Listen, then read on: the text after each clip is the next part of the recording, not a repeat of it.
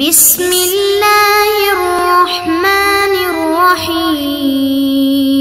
نحمده ونصلي على رسوله الكريم اما بعد بسم الله الرحمن الرحیم۔ عزیز طلبہ، آج ہم شرح جامع بحث توابع کا سبق نمبر 25 شروع کر رہے ہیں۔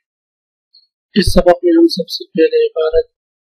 اس کے بعد پھر سبق کا خلاصہ اور آخر میں عبارت کا ترجمہ اور مختصر تشریح پڑھیں گے۔ عزیز طلبہ، عبارت پر توجہ فرمائیں۔ وَإِنَّمَا قُلْنَا مِنَ الْأَحْوَالِ الْعَارِضَةِ لَهُ نَظْرًا إِلَى مَا قَبْلَهُ احترازًا عن الأحوال العارضة له من حيث نفسه كالإعراب والبناء والتعريف والتنكير والإفراد والتثنية والجمع، فإن المعطوف فيها ليس بالمعطوف عليه، وإنما قلنا بشرط ألا يكون ما يقتضيها منتفيا بالمعطوف احترازا عن مثل قولنا يا رجل والحارس، فإن الحارس معطوف على رجل وليس به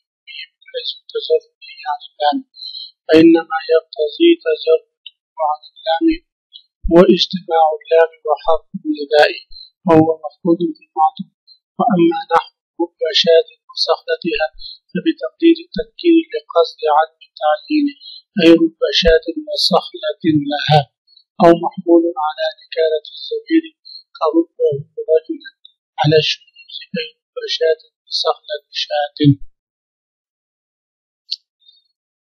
عزیز طلبہ، آج کے سبق میں مصنف علیہ الرحمہ گزشتہ سبق کے آخر میں ہم نے جو ضابطہ پڑھا تھا کہ معطوف علیہ کے حکم میں ہوتا ہے، اور اس کے ساتھ پھر ہم نے ایک شرط بھی پڑھی تھی کہ معطوف علیہ کے حکم میں ہوتا ہے بشرط اللہ یکون ما یقتضی منتفیا فی المعطوف، اس شرط کے ساتھ کہ جو عارض معطوف علیہ کو پیش آیا ہے، جو حال وہاں کسی اعراب کا مقتضی ہے، وہ حال اور وہ عارض معطوف میں منتفی نہ ہو۔ تو اب مصنف علیہ الرحمہ اسی ضابطے کو مزید وضاحت اس کے فرمائیں گے، اور اس میں یہ جو قیودات مصنف علیہ الرحمہ نے لگائی ہے، ان قیودات کی تفصیل ذکر کریں گے۔ سب سے پہلی قید من الاحوال العارضة له نظرا الى ما قبله، یہ جو قید و ضابطے میں ہم نے پڑھی تھی کہ یہ قید لگائی تھی کہ وہ احوال جو معطوف علیہ کو پیش آئے، انہی احوال کو دیکھتے ہوئے معطوف میں بھی وہی اعراب وہی کیفیت جاری ہوں گی۔ تو مصنف علیہ الرحمہ فرما رہے ہیں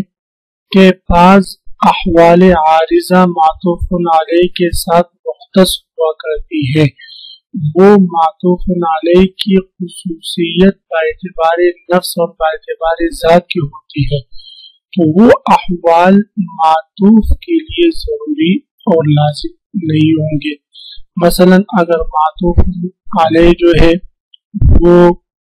کیا ہے بھئی، معرب ہے یا مبنی ہے، تو معطوف کے لیے اگر معطوف علیہ معرب ہے تو معطوف کے لیے معرب ہونا ضروری نہیں، معطوف علیہ مبنی ہے تو معطوف کے لیے مبنی ہونا ضروری نہیں، معطوف علیہ معرفہ ہے تو معطوف کے لیے معرفہ ہونا ضروری نہیں، معطوف علیہ نکرہ ہے تو معطوف کے لیے نکرہ ہونا ضروری نہیں، معطوف علیہ کے لیے مفرد ہے تو معطوف کے لیے مفرد یا تثنیہ یا جمع ہے تو معطوف کے لیے تثنیہ جمع ہونا ضروری نہیں۔ بہرحال یہ خصوصیات معطوف علیہ کی ذاتی ہو سکتی ہے، تو یہ ذاتی خصوصیات، ذاتی صفات ہم معطوف میں لاگو نہیں کر سکتے، جیسے کہ ہم موصوف صفت میں پڑھ چکے تھے کہ وہاں پر ان چیزوں میں مطابقت ضروری ہوا کرتی ہے، یہاں پر ان چیزوں میں ہر حال میں مطابقت ضروری نہیں۔ ہاں، بہت ساری صورتوں میں مطابقت پائی جا سکتی ہے لیکن ضروری اور لازم نہیں۔ تو مصنف علیہ رحمۃ فرمانے وَإِنَّمَا قُلْنَا مِنَ الْأَحْوَالِ الْعَارِضَةِ لَهُ نَظْرًا إِلَى مَا قَبْلَهُ، ہم نے کہا کہ وہ احوال جو معطوف علیہ کو پیش آ رہے ہیں ما قبل کی طرف دیکھتے ہوئے، احترازاً، یہ عبارت احتراز ہے، عن الاحوال العارضة له من حيث نفسه، ان احوال عارضہ سے جو معطوف علیہ کو پیش آتی ہے من حیث نفسی باعتبار نفس اور باعتبار ذات کے، کل اعراب والبناء والتعریف والتنکیری، اس طرح کی معطوف علیہ کا معرب ہونا یا مبنی ہونا یا معرفہ ہونا یا نکرہ ہونا یا مفرد ہونا یا تثنیہ ہونا یا جمع ہونا، فإن المعطوف فيها ليس في حکم المعطوف علیہ، تو معطوف ان چیزوں میں، مذکورہ چیزوں میں معطوف علیہ کے حکم میں نہیں، اس لیے کہ یہ تو معطوف علیہ کی ذاتی خصوصیت ہے۔ جبھی معطوف علیہ کی ذاتی خصوصیت ہے تو جب یہ احوال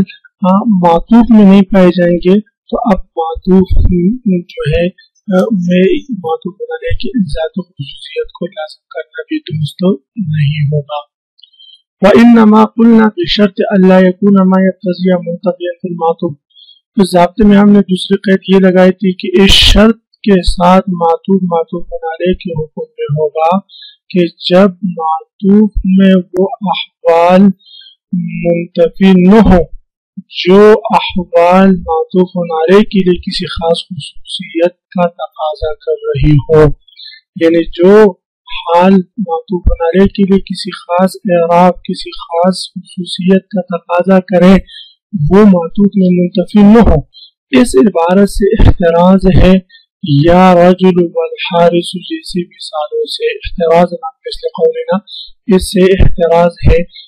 یا رجل والحارث جیسی مثالوں سے۔ یا رجل والحارث میں آپ دیکھیں عزیز طلبہ، غور کریں کہ رجل معطوف علیہ وہ حرف الحارث معطوف ہے، یہاں پر الحارث معطوف معرفہ ہے، اس پر الف لام داخل ہے، رجل نکرہ ہے،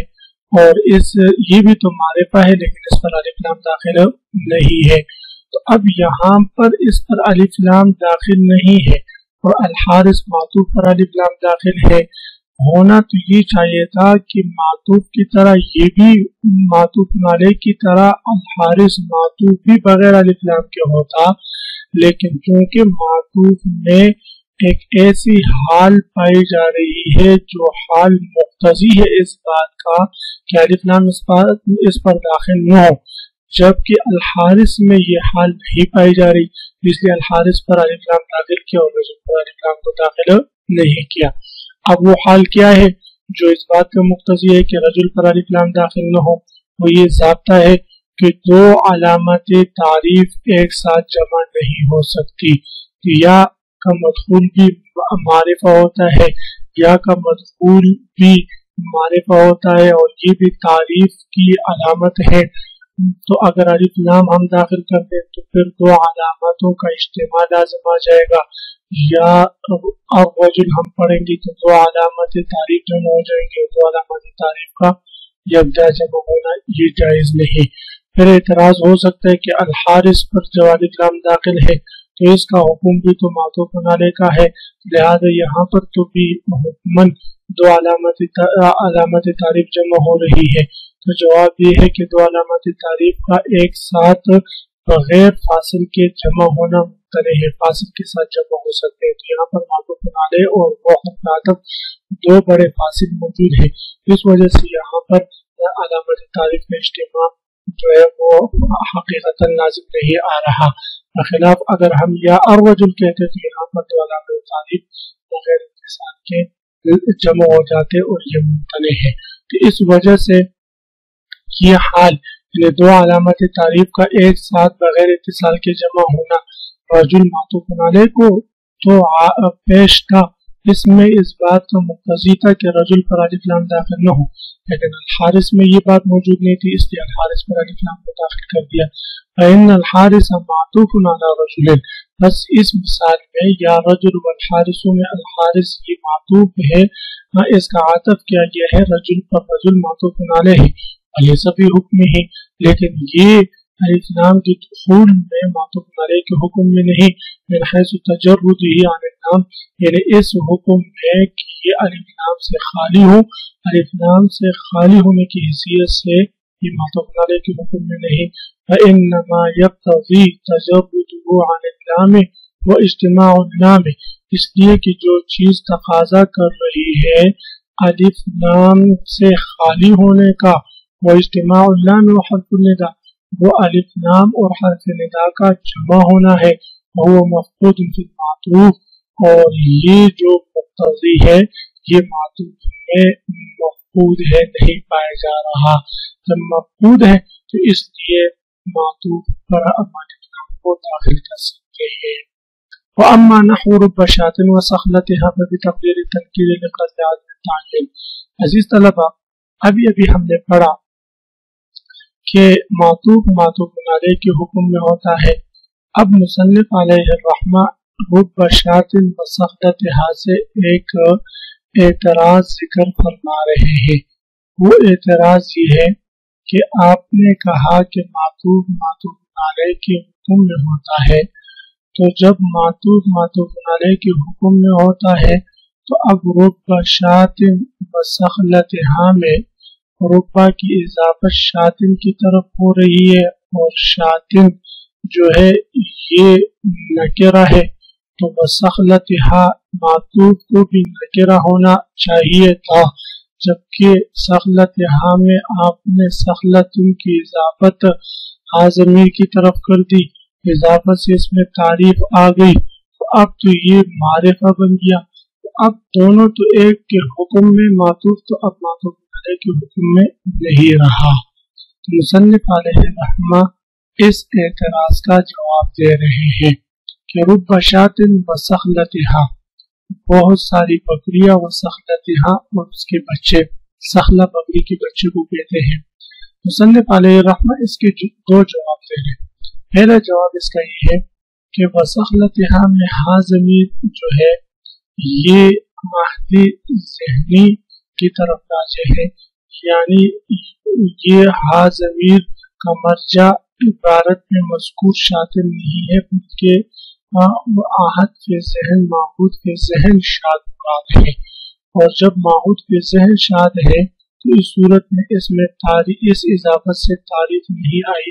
بلکہ تنکیر ہی آئی ہے، گویا اصل میں عبارت ہے وَرُبَّ شَاةٍ وَصَخْلَةٍ لَهَا۔ صخلتن بظاہر اگرچہ مخصوص مضاف الیہ کی عبارت ہے لفظاً، لیکن اصل میں یہ مخصوص صفت کی ترکیب کر رہی ہے، صخلتن لہا، یا صخلتن نکرہ موصوف اور لہا ظرف مستقل اس کی صفت ہے۔ اور دوسرا جواب مصنف علیہ الرحمہ نے یہ دیا ہے کہ یہاں پر ہاں ضمیر جو ہے یہ شاط مذکور کی طرف راجع نہیں ہے، ہاں بلکہ مطلقاً شاطن کی طرف راجع ہے، یعنی مطلقاً شاطن اس سے مراد ہے، شاط مذکور مراد نہیں ہے۔ جو مطلق شاط مراد ہے تو اس صورت میں پھر جو ہے اس میں تنکیر آگے تعریف نہیں، معلوم ہوا کہ صخلتها کی جو اضافت ہے یہ اضافت میں تعریف نہیں ہے، تنکیر ہی ہے، تو معطوف علیہ کے حکم میں ہے۔ وَأَمَّا نَحْوُ رُبَّ شَاةٍ وَصَخْلَتِهَا، اور رہی رب شاۃ وصخلتها جیسے مثال کی وَبِتَقْدِيرِ التَّنْكِيرِ، تو اس میں بھی تنکیر کو مقدر مانا گیا ہے لقصد تعیین، اس نیت سے کہ یہاں پر تعیین کا ارادہ نہیں کیا گیا، یعنی تعیین نہیں ہے کہ یہی شاد مراد ہے، بلکہ معہود کے ذہن ہے کوئی غیر متعلق شاد مراد ہے۔ اے رب شاۃ وصخلتها، یہ اصل عبارت ہے رب شاۃ وصخلتها، صخلتها مخصوص صفت کی ترکیب ہے، مضاف الیہ کی نہیں۔ او محمول علی نکارۃ الضمیر، یا یہ محمول ہے کہ ضمیر نکرہ کی طرف راجع ہے، یعنی ضمیر مطلقاً شاطن کی طرف راجع ہے، عبارت میں مذکور شاط کی طرف راجع نہیں ہے، اور یہ ممکن ہے کہ ضمیر مطلقاً نکرہ کی طرف شاطن کی طرف راجع ہو، جیسے کہ رب رجلا، تو اب رب مطلقاً رجل کی طرف راجع ہے، اور محمول علی نکارۃ الضمیر، یہی محمول ہے ضمیر کے نکرہ ہونے پر کہ رب رجلا کا رب رجلا، جیسے کہ رب رجلا مثال میں رب ضمیر مطلقاً رجل کی طرف راجع ہے علی الشذوذ، اور یہ بطور شاذ کے ایسے ہوتا ہے۔ اے رب شاۃ وصخلتها، اصل میں عبارت تھی رب شاۃ وصخلتها، بہت ساری بکریاں، وصخلتها کسی بھی بکری کا بچہ۔ اس صورت میں یہ اعتراض باقی نہیں رہا کہ معطوف علیہ کے حکم میں نہیں بلکہ معطوف علیہ کے ہے تو وہ نکرہ ہے۔ عزیز طلبہ، اسی کے ساتھ آج کے سبق کا اختتام ہوا۔ آج کے سبق کا خلاصہ یہ کہ ہم نے پڑھا کہ معطوف علیہ کے حکم میں ہے ان احوال میں جو احوال معطوف علیہ کو پیش آتے ہیں، اور اس شرط کے ساتھ کہ وہ احوال معطوف میں منتفی نہ ہو جو احوال معطوف علیہ کے لیے کسی خاص صفت کسی خاص اعراب کا مقتضی ہے۔ تو اب ان دونوں کو مصنف علیہ آج کے سبق میں جو ہے تشریح کی، آپ حضرات اس کو خوب غور سے سنیں۔ آخر میں ہم نے مباشرۃ مساقلتہا کی مثال سے مصنف علیہ الرحمن کی اعتراض کی طرف اشارہ کیا، اس کے دو جواب پڑھیں۔ آپ حضرات اس کو خوب غور سے سنیں سمجھیں۔ اللہ ہم سب کا حق و ناصر ہوں، آمین۔ وآخر دعوانا ان الحمد للہ رب العالمین۔